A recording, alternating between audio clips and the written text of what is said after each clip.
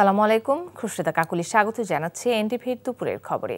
Crown cement শিরোনাম দেখছিলেন, এবার চলে যাচ্ছি পুরো খবরে।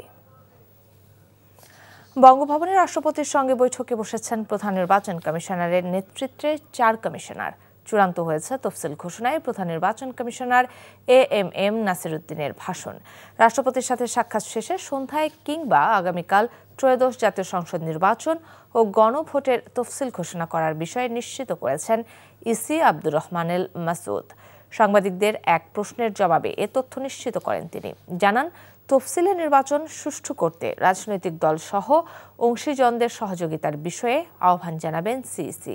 এদিকে গণভোটের চূড়ান্ত ব্যানার ও লিফলেটের নমুনা প্রকাশ করেছে নির্বাচন কমিশন, যেখানে জুলাই জাতীয় সনদ বাস্তবায়নের প্রশ্নে হ্যাঁ না ভোটের পদ্ধতি রাখা হয়েছে। বঙ্গভবনে আছেন আমাদের স্টাফ করেসপন্ডেন্ট শফি মাহমুদ সাগর। সাগর, রাষ্ট্রপতির সাথে সিইসি এবং অন্য 4 কমিশনারের বৈঠক কোন পর্যায়ে?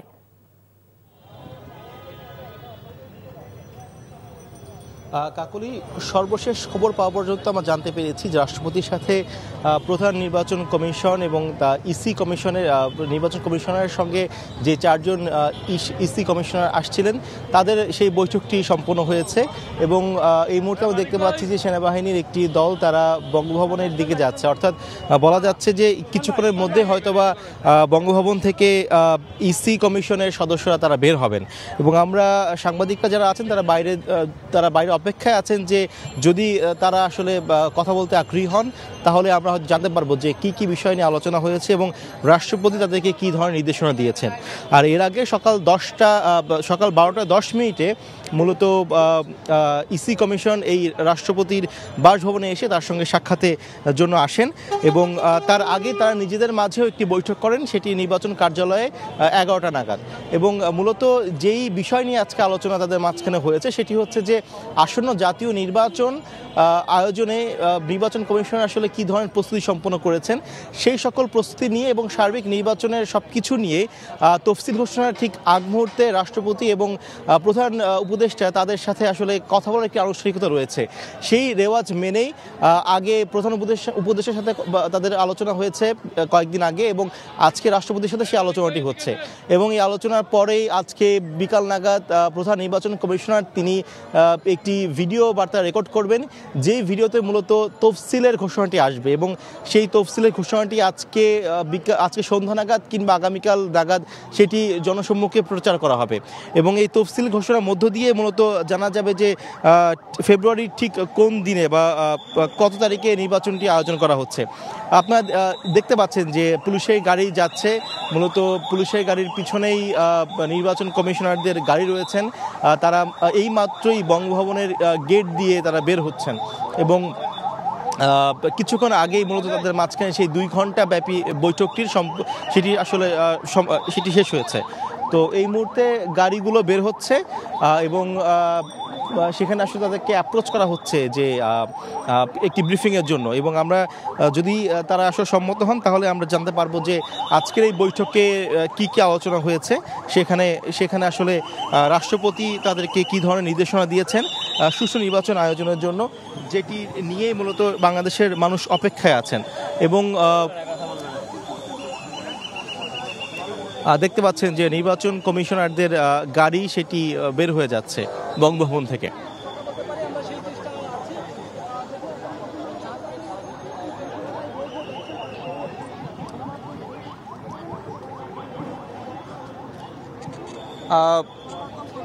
এখানে আসলে কোনো ব্রিফিং এই মুহূর্তে আর হচ্ছে না।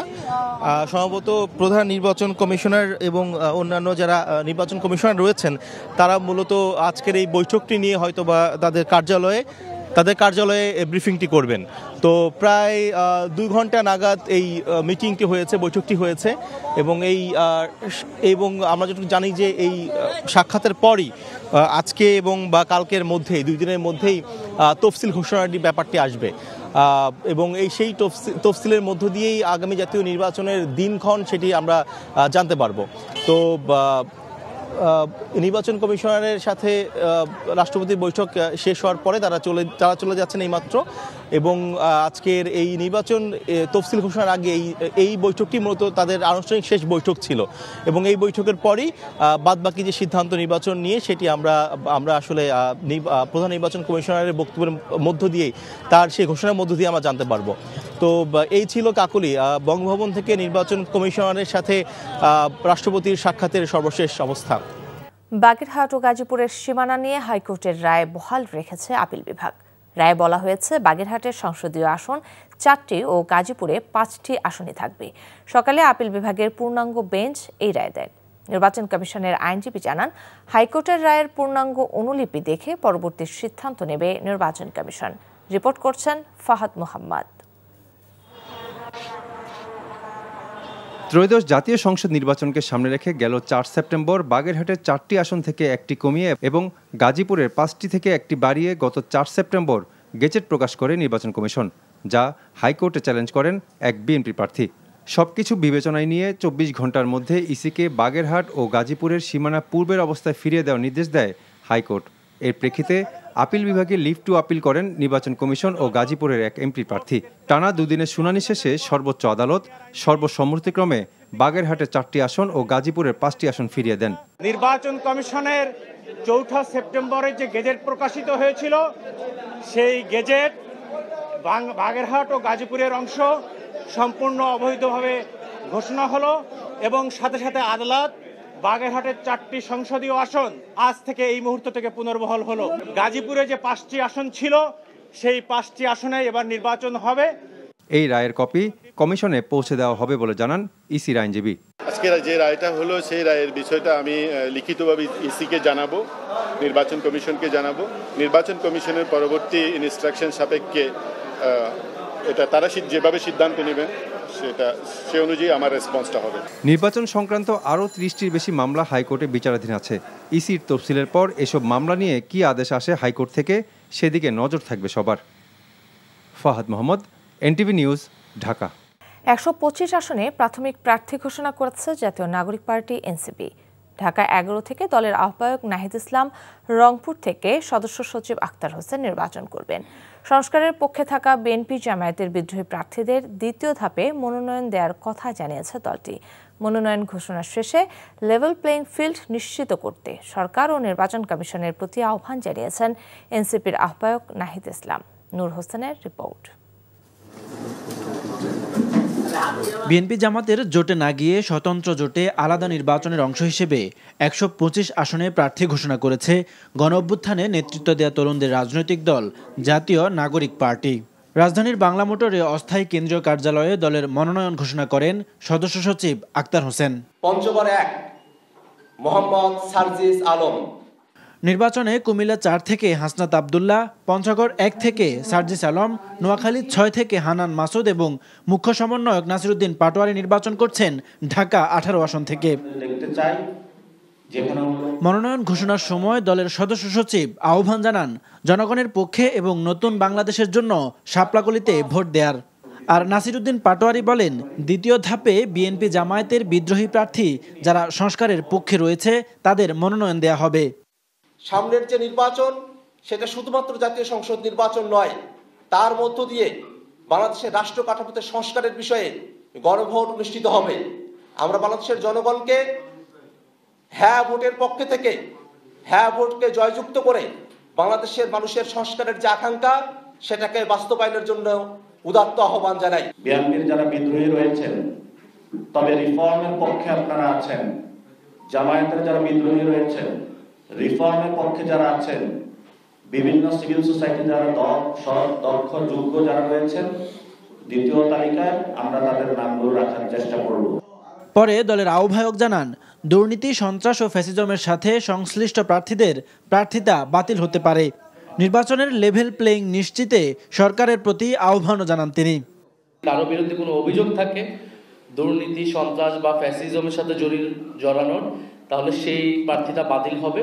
এবং আমাদের এই প্রক্রিয়া কিন্তু চলমান আছে, চলমান থাকবে যতদিন না আমরা চূড়ান্তভাবে 300 মনোনয়ন দিচ্ছি। যারা মাফিয়া, বিভিন্ন জায়গায় মাফিয়াদেরকে নমিনেশন দেওয়া হয়েছে, ঋণ খেলাপিকে নমিনেশন দেওয়া হয়েছে, তাদের বিরুদ্ধে ব্যবস্থা নিবে কিনা, এর উপর নির্ভর করবে যে নির্বাচন কমিশন কতটা সুষ্ঠু প্রক্রিয়া কাজ করতেছে। তবে আমরা নির্বাচন কমিশনের উপরে অন্তর্বর্তী সরকারের উপর আস্থা রাখতে চাই। অস্ত্রের মহড়া ও পেশিশক্তি পরিহার করে দলগুলোকে দায়িত্বশীল আচরণ করার আহ্বানও জানান নাহিদ ইসলাম। নূর হোসেন, এনটিভি নিউজ, ঢাকা। গণ অভ্যুত্থান পরবর্তী আগামী নির্বাচনকে একটি নতুন বাংলাদেশ গড়ার সুযোগ হিসেবে উল্লেখ করে প্রধান উপদেষ্টা প্রফেসর মোহাম্মদ ইউনূস বলেছেন, এই নির্বাচনকে সুন্দর ও সুষ্ঠুভাবে আয়োজনের মাধ্যমে স্মরণীয় করে রাখতে হবে। রাষ্ট্রীয় অতিথি ভবন যমুনা থেকে সারা দেশের উপজেলা নির্বাহী অফিসার ইউএনওদের সঙ্গে ভিডিও কনফারেন্সের মাধ্যমে নির্বাচন প্রস্তুতি বিষয়ে দিক নির্দেশনা প্রদানকালে প্রধান উপদেষ্টা একথা বলেন। প্রধান উপদেষ্টা এ সময় ইউএনওদের উদ্দেশ্যে বলেন, ইতিহাস নতুন করে একটি সুযোগ দিয়েছে, অন্য জেনারেশন এই সুযোগ পাবে না। এই সুযোগকে কাজে লাগাতে পারলে নতুন বাংলাদেশ গড়া সম্ভব হবে, আর যদি না পারে তাহলে জাতি মুখ থুবড়ে পড়বে। সকল জেলা প্রশাসক, বিভাগীয় কমিশনার এবং মন্ত্রী পরিষদ বিভাগের কর্মকর্তাগণ এ সময় অনলাইনে যুক্ত ছিলেন। প্রধান উপদেষ্টা বলেন, বিগত আমলে যে নির্বাচনগুলো হয়েছে সেগুলো নির্বাচন নয়, প্রতারণা হয়েছে। জুলাই আগস্টের হত্যার মামলায় সজীব ওয়াজেদ জয়কে হাজির হতে পত্রিকায় বিজ্ঞপ্তি দেওয়ার নির্দেশ দিয়েছে আন্তর্জাতিক অপরাধ ট্রাইব্যুনাল ১। এছাড়া সালমান এফ রহমান ও আনিসুল হকের বিরুদ্ধে দায়ের করা মামলায় অভিযোগ গঠনের শুনানি আগামী ১৭ ডিসেম্বর ধার্য করেছে ট্রাইব্যুনাল। ওই দিনই তাদের বিদেশি আইনজীবী নিয়োগ চেয়ে আবেদনের উপর শুনানি হবে। কোর্ট পারমিশন দিতে পারবেন বিদেশি আইনজীবীর জন্য যদি তাদের পূর্ব অনুমতি থাকে বার কাউন্সিল থেকে। প্রায়র পারমিশন শব্দটা এখানে আছে, এবং আমরা এটা সাবমিট করেছি যে আদালত এই স্ট্যাটিউট যেটা আছে, অর্থাৎ বিধিবদ্ধ যে আইন আছে, এর বাইরে কোনো আদেশ দিতে পারবেন না। আদালত অনেক সময় ন্যায় বিচারের স্বার্থে আদেশ দিতে পারেন কখন, যেটা আইনের মধ্যে আছে অথবা আইনে সুস্পষ্ট নাই, যে কোনো দিকে যাওয়ার সুযোগ আছে, তখন কিন্তু আদালত তার স্বেচ্ছাধীন ক্ষমতা প্রয়োগ করতে পারেন।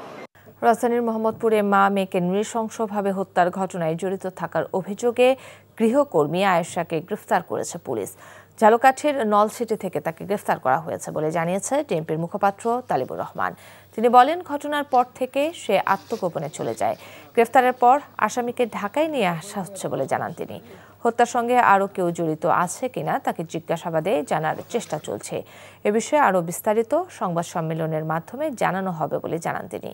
গত ৮ ডিসেম্বর মোহাম্মদ শাহজাহান রোডের বহুতল ভবনের ৭ম তলায় মা ও মেয়েকে হত্যার ঘটনাটি নাড়া দেয় সব মহলে। লায়লা আফরোজার শরীরে প্রায় ৩০টি এবং নাফিসার দেহে ৬টি গভীর ক্ষতের চিহ্ন পাওয়া যায়। সিসি ক্যামেরার ফুটেজে দেখা যায় গৃহকর্মী আয়েশা কাজের জন্য বাসায় প্রবেশ করে। পরে নিহত নাফিসার স্কুল ড্রেস পরে কাঁধে ব্যাগ নিয়ে বাসা থেকে বের হয়ে যান।